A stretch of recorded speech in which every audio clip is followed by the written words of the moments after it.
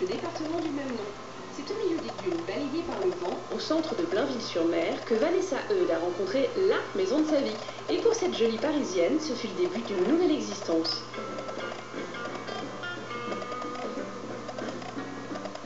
En venant dans la région visiter une amie d'enfance, mon mari lui aussi avait une connaissance parisienne qui avait une propriété sur Blainville-sur-Mer. Nous nous sommes arrêtés devant cette maison.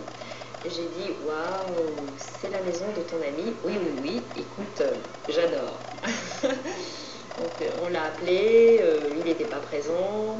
J'ai voulu qu'on ouvre la propriété pour pouvoir rentrer dans le jardin. On a eu les clés pour rentrer dans la maison. J'ai adoré, je suis tombée amoureuse de ce lieu.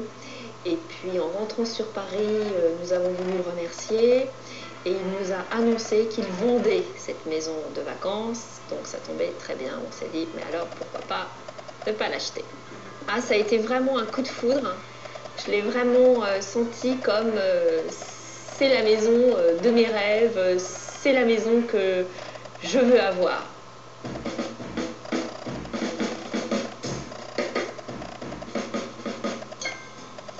Construite en 1920 par un éditeur parisien qui désirait une maison dans le style de la villa Strasburger de Deauville, le Clos des Pommiers est toujours demeuré une villa de vacances jusqu'à ce que Vanessa et son mari décident de s'y installer à l'année et de changer de cap à 180 degrés, question mode de vie et déco.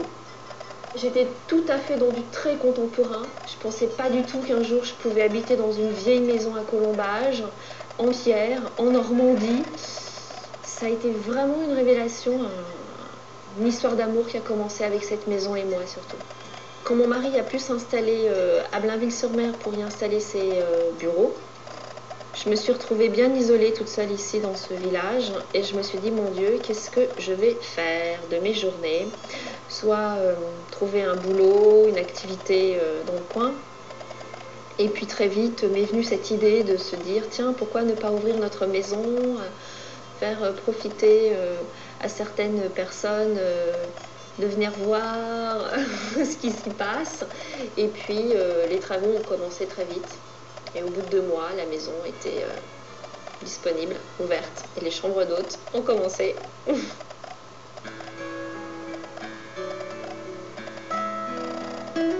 Si l'extérieur du Clos des Pommiers reprend les codes des maisons anglo-normandes du début du siècle, l'intérieur, avec ses vitraux, ses sculptures et ses blasons, a un petit côté Viollet-le-Duc qu'il a fallu contrebalancer par un ameublement plus contemporain.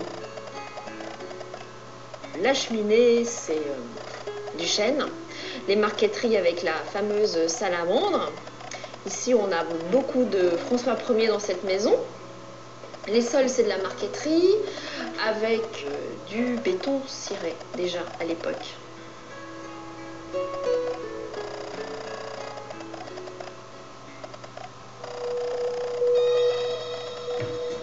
Après les rouges du salon, la salle à manger se décline en bleu, avec une multitude de camées évoquant les grandes figures de l'histoire de France. Et pour casser le côté un petit peu musée de la pièce, le mari de Vanessa a dessiné une table aux lignes épurées. Alors là, vous vous trouvez dans la cuisine. Ici, c'était un bureau. Donc du coup, on a fait casser cette cloison, on a enlevé cette porte. Et puis voilà, on s'est retrouvé dans un espace où on pouvait installer une cuisine. C'était une porte qui nous permettait d'accéder dans la salle à manger. Alors du coup, on en a profité pour encastrer le four et le micro-ondes. On voulait mettre un aquarium.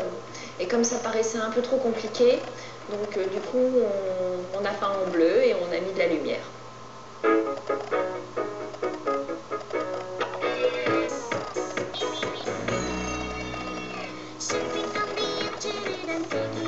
Sa cuisine, Vanessa l'utilise beaucoup pour concocter de succulents gâteaux au chocolat ou d'excellents cocktails de fruits frais en quelques minutes, ou pour improviser un décor de table surprenant pour ses hôtes.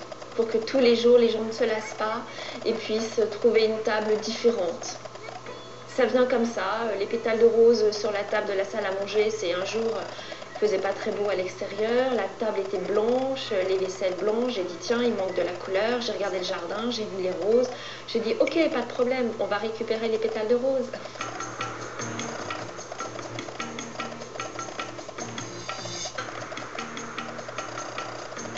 En dehors de la cuisine qu'il a fallu entièrement aménager et moderniser, Vanessa a choisi de conserver son charme et son esprit au Clos des Pommiers. Et dans les chambres situées à l'étage, elle a choisi de proposer à ses hôtes des chambres spacieuses et lumineuses. La suite, qui est une chambre romantique et un peu classique. C'est de la marqueterie, il y a 3 essences de bois, il y a de l'acacia, du chêne et de l'or. C'est ciré, lustré, c'est du travail supplémentaire, mais c'est tellement beau de pouvoir marcher dessus, surtout quand on est pieds nus. Alors avant tout, il y avait 2 chambres, avec une salle d'eau.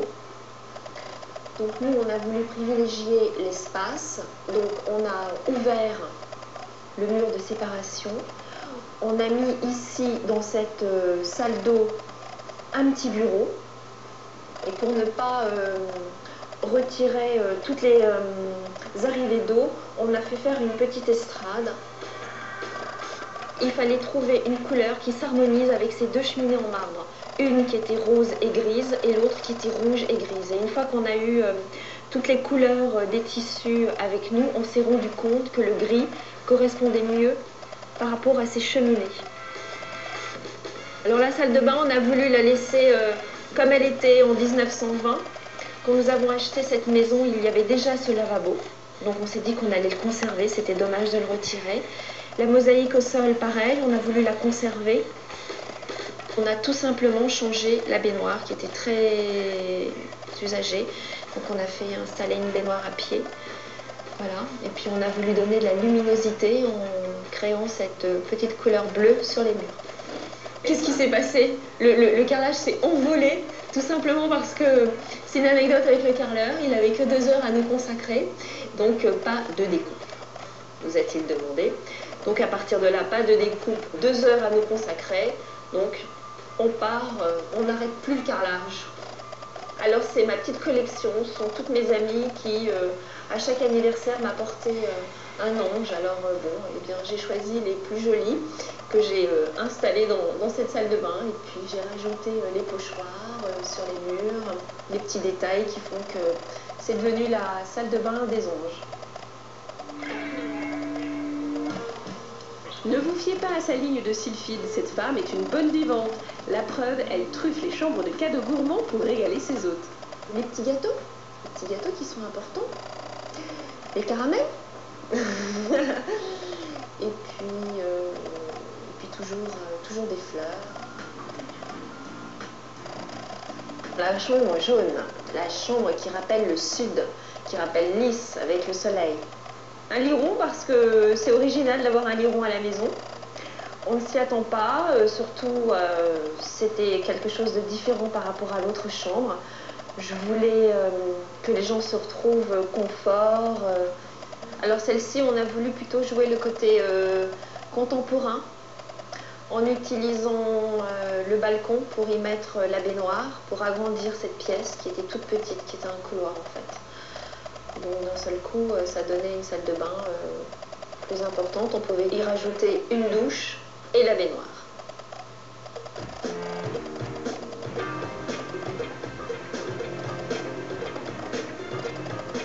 J'ouvre ma maison, j'ouvre mon cœur. Donc j'ai envie qu'ils se sentent bien, moi aussi. Je veux qu'il y ait un bel échange. Je fais tout pour que tout le monde se sente bien, à l'aise à la maison.